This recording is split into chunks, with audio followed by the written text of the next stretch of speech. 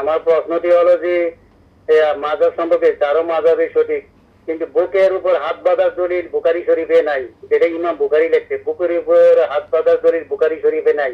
540 নম্বর হাদিস, এই সম্পর্কে বলবেন যে বুখারী শরীফে যেটা ইমাম বলেছে বুকের উপর হাত বাঁধার কথা বলা হয় নাই।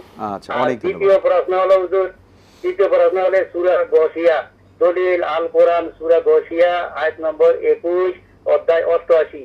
ইয়াতে কোরআন বলতেছে আমাদের দায়িত্ব হলো বার্তা বুঝিয়ে দেওয়া, হেদায়েতের মালিক আল্লাহ।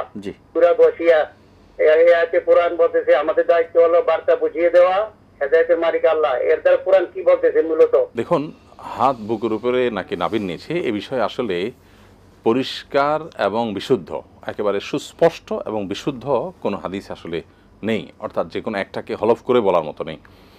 বুখারীতে যে হাদিস রয়েছে সেখান থেকে হাতের এই জায়গার উপরে এই জায়গা রাখার কথা বলা আছে। এখন আপনি সেটা বুকের উপরে না একটু নামিয়ে, এই মর্মে কোনো বর্ণনা নেই। তো এই জন্য ডক্টর খন্দকার আব্দুল্লাহ জাহিদ রহমতুল্লাহর একটা ছোট্ট পুস্তিকা আছে, সেটা হলো সালাতে কোথায় হাত বাঁধবেন, অল্প কয়েক পৃষ্ঠার একটা ছোট বই। এটা অনলাইন থেকেও আপনি পড়ে নিতে পারেন এবং সংগ্রহ করতে পারবেন। এখানে বিস্তারিত সমস্ত এই সংক্রান্ত হাদিসগুলোকে পর্যালোচনা করেছেন। তিনি হাদিস ডিপার্টমেন্টের প্রফেসর ছিলেন। সেটা আশা করি আপনাকে পরিপূর্ণ ক্লিয়ার করবে। আমি প্রথমে যে কমেন্টটা করেছি এটা স্যারের ওই বইয়ের একেবারে সারসংক্ষেপটাই বলেছি, যে এই বিষয়ে আসলে আমরা যেটাকে যত বড় শক্ত করে বলি, কোনো হাদিস থেকে আসলে এ বিষয়ে এত শক্ত করে কিছু প্রমাণিত হয় না। আর এটা এমন একটা ব্যাপার, হাত বাঁধাটা সুন্নাহ।